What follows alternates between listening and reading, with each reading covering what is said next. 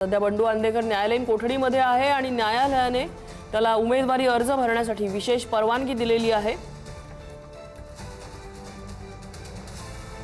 गुंडांना एवढी हिम्मत येते कुठून याचंच खरं तर आश्चर्य वाटतं।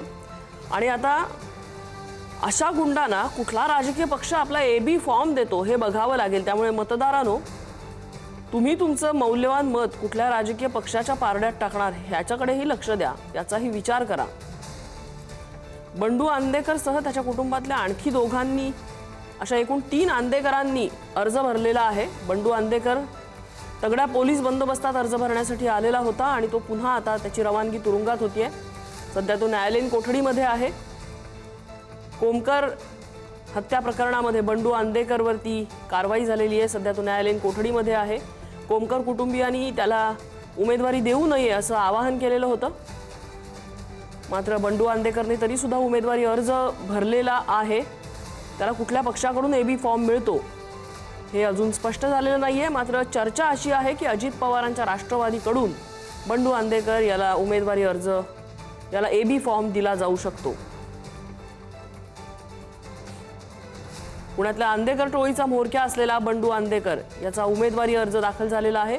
पोलीस बंदोबस्तात तो या ठिकाणी आला, त्याने उमेदवारी अर्ज भरला आणि पोलीस पुन्हा एकदा त्याला घेऊन कोठडीकडे रवाना झालेले आहेत। इथे दृश्य आहेत पुण्यातल्या भवानी पेठ क्षेत्रीय कार्यालयामधली, ज्या ठिकाणी एवढा तगडा पोलीस बंदोबस्त लावण्यात आलेला आहे। कोमकर हत्या प्रकरणामध्ये बंडू आंदेकर आरोपी आहे, त्याला न्यायालयीन कोठडी आहे। बंडू आंदेकरसह त्याच्या कुटुंबातील लक्ष्मी आंदेकर आणि सोनाली आंदेकर यांनी सुद्धा निवडणुकीसाठी उमेदवारी अर्ज दाखल केलेला आहे। त्यांना विशेष न्यायालयाने सशर्त परवानगी दिली आहे। उमेदवारी अर्ज जरी भरलेला असला तरी तो भरताना मिरवणूक, भाषण, घोषणाबाजी काहीही करता येणार नाही असं कोर्टाने सांगितलंय। तगड्या बंदोबस्तात बंडू आंदेकरने उमेदवारी अर्ज दाखल केलेला आहे आणि पुन्हा एकदा पोलीस त्याला घेऊन कोठडीकडे रवाना झालेले आहेत।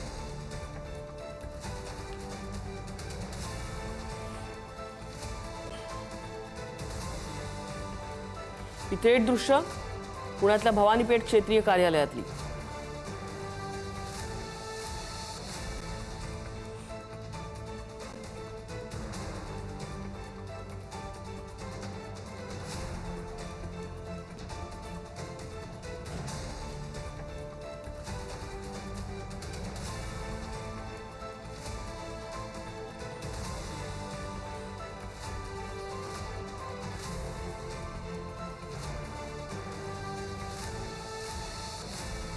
ज्ञानेश्वर चौतमल आमचे प्रतिनिधी आपल्याला अपडेट देत आहेत। ज्ञानेश्वर, बंडू आंदेकरची थेट दृश्य आपण बघितली, पोलीस बंदोबस्तात तो आला आणि आता पुन्हा पोलीस बंदोबस्तात तो घेऊन निघून चाललेला आहे।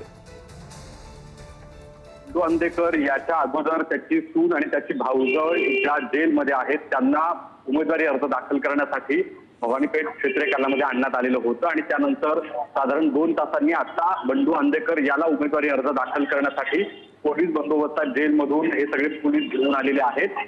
दोन्ही ठिकाणी जर आपण बघितलं असेल तर बंडू आंदेकरनं उमेदवारी अर्ज दाखल केलेला आहे आणि त्याची जी सून आहे तिनेही उमेदवारी अर्ज दाखल केलेला आहे। बंडू आंदेकरची भाऊज आहे तिनं देखील उमेदवारी अर्ज दाखल केलेला आहे। एकूण 3 उमेदवार आंदेकर परिवारातले आपल्याला उमेदवारी अर्ज दाखल करताना बघायला मिळत आहेत।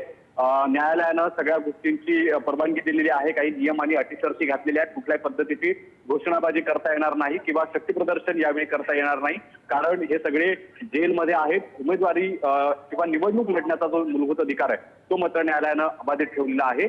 एकूण तणावपूर्ण वातावरण या सगळ्या परिसरामध्ये सध्या आपल्याला बघायला मिळते। पोलिसांचा कडेकोट बंदोबस्त या सगळ्या भागामध्ये।